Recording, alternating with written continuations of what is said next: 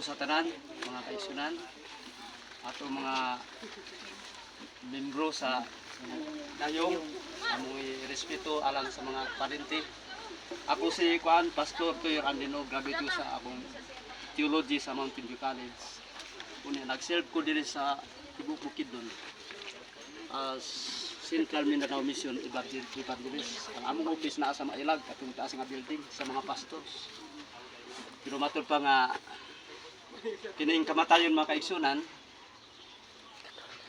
kuan siya gitawag ni siya nga mortal. Ang tao dunay kamatayon. Unya ang Dios gitawag na siya nga immortal, walay kamatayon ang Dios. So sa pagbalik unya sa Ginoo, kini si amo mangguning kuan bayaw kay ang inahna ni igagaw namo andin o. Kini siya banhawon ni siya. So buot pasabot nga ibutang niya siya karon sa temporary nga lugnanan. Kay matud pa ni Job nga usa sa sulugoon sa Ginoo nga didto ko sa lugnanan magapaabot sa pagbalik ni Jesus. So buot pasabot nga kini siya taliabot ang panahon unya nga ang mga naa sa mga lubong banhawon manggawas na siya gikan sa lugnanan nga nagpaabot sa Ginoo. So buhi man ta o patay basta iya ta sa Ginoo. Mga kaigsunan, ang ato lang buhaton ani labi na sa akong mga parentes ni akong agaw si Manang Munda. So, sa uban padre nga dili lang ta mabalaka kay ang Ginoo man gyud ang nagbuot sa tanan. Ang Dios nagabuhat sa tao, unya siya po nagbuot. Unya ang tao dunay sinugdanan, doon na po'y katapusan. Kita na nga tao tagikan sa taguangkan sa atong gidikanan nga mga hubo wala tay dala. Subot pasabot nga mo pauli pud ta sa yuta nga wala pud tay dala. No? Ang madala ra kini ang lansang ug kining lungon. Madala sa tao. Wala gyud madala nato mga butang. Mao na ang padasig ni Ginoong Hesus sa matag-o sa kanato nga magdinasigay kamo tungod niini nga paglauma. No? Ang Dios mo balik na siya sama kang Lazaro nga upat na siya ka adlaw sa lubong. Unya ingon si Marta, Ginoo kun napaka atong panahon na dili unta ni mamatay. Pero ingon si Ginoong Hesus wala namatay, natulog ra siya. Awat kwan kanang ang tao kulang og pagtuo. Mao to nga makaigsunan nga ingon si Ginoong Hesus nga sige adto ta dito Marta sa lugnanan. Adto ta dito.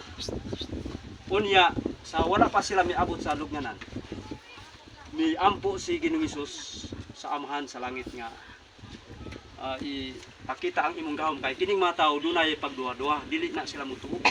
Mao to mga kaigsunan nga pag-abot sa lugnanan gitawag si Lazaro. Unya taud-taud migawa si Lazaro. Ingon din si Ginoong Hesus sa Juan Kapitulo 11 versikulo 25, ingon siya nga ako ang pagkabanaw ang kinabuhi. Ang mutuo kan ako bisan kun siya mamatay pa. Amen. Amen. Ingon na ang dagan sa ato nga kining mortal nga lawas nga mamatay. Ang Ecclesiastes 12 versikulo 7, hindi kamatay sa tao ibalik sa abog. Kay gikan man tas abog. Pero ang espiritu mubalik sa Ginoo tungod kay naghulam rata ani. Pagbalik unya sa Ginoo, ang espiritu ibalik yapon kang igsuon mindes mandanhog. Diin makita gyapon sa iyang pamilya. Amen. So ingon ana ang sistema. Ngayon siya nga ako ang pagkabanhaw ug ang kinabuhi. Ang mutuo kanako bisan kun siya mamatay mabuhi siya. Amen. Amen. Ang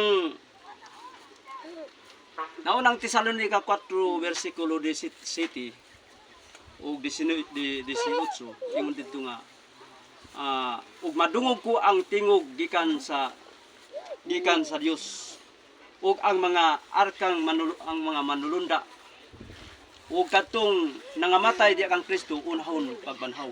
So first come first serve ang giingon dito. Kadtong nangamatay no, ang nangamatay di kang Kristo unahon na sila pagbanhaw. Pero sa ikaduha nga ikaduha nga pagkabanhaw wala na ipaglaom. Mao na ingon si Apostol Pablo nga busa magdinasigay kamo ang usa-usa tungod nining paglaom. Ang atong handom mga kaigsunan nga sa pagbalik ni Jesus. Kitang tanan mga kaigsunan, kitang tanan mga luwas kay gusto sa Ginoo nga maluwas ta. So pasagdi na lang ni siya, ang importante kanato karon kita nga mga buhi diya kang Christ muduol na ta sa Ginoo kay ang kamatayon naara gid nas duol.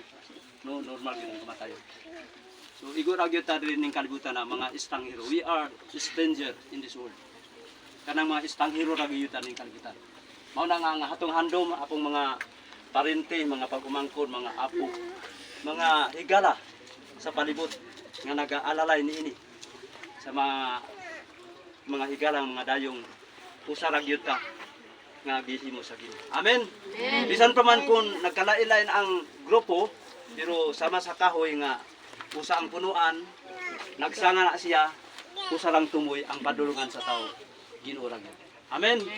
Sumara ni ang akong handom pag-ampo nga kanang ato ra gyapon ning makita. Ato na lang isipon kini nga nag-abroad sa Singapore, Thailand. Buto sabot nga pagbalik sa Ginoo, makita nato siya. Amen. So sa dili pa tamo padayon, Parang po kantahan ta paduman closing prayer no. oh sige. Mag-ampo sa ta.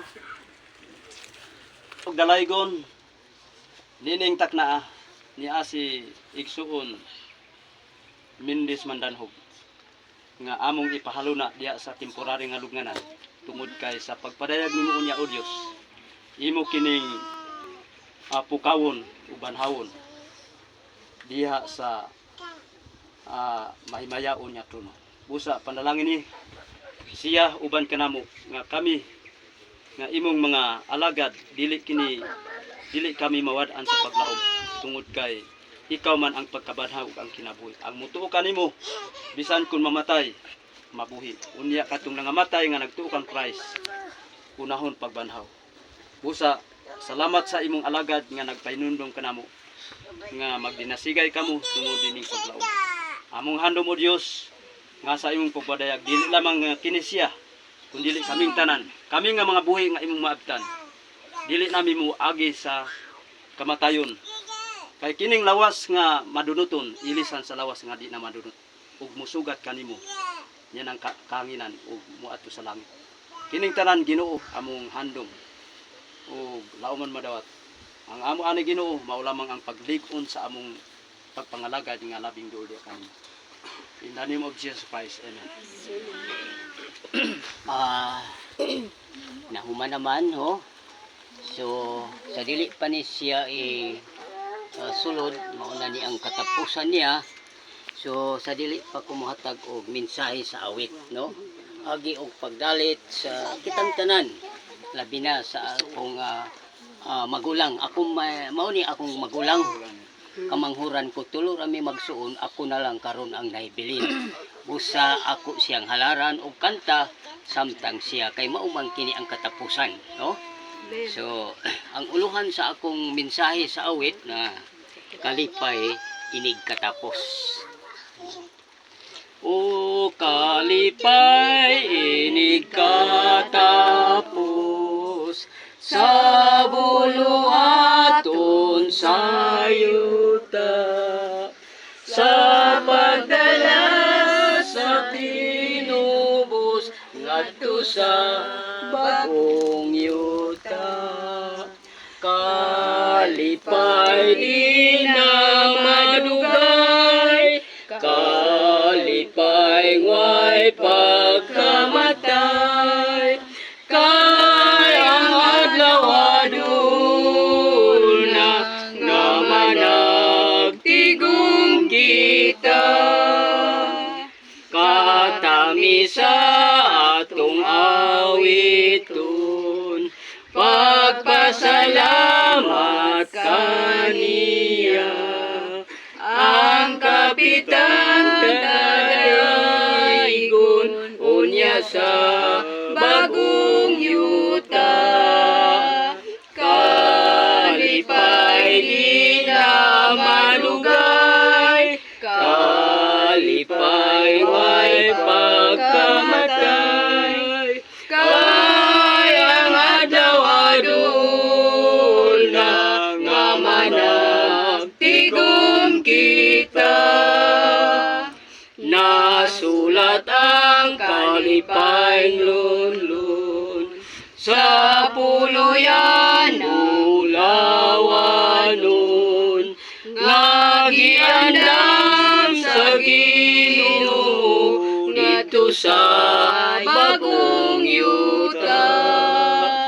Kalipay di na madugay, kalipay way pagkamatay. Kaya nga daw adul na nga manag tigom kita. So, mga igsoon, no? Muhatag lang ko gamay nga kahulugan sa mao nga mensahe nga awit. Matud pa dinhi, kalipay nga way katapusan. Diri sa ubos, kalipay nga way kamatayon. So ang atong nganong wa may kamatayon, way nganong wa may pagkatapos, tungod kay ang kalipay nato dinhi gamay ra gyud kayo, mas daghan ang kagulanan, no? So makakita tag usa ka barita, nalipay ang kadyot, no? Kadyutra. Pero dito sa langit, unsa man ni nga bahandi? Unsay gisulti sa Biblia?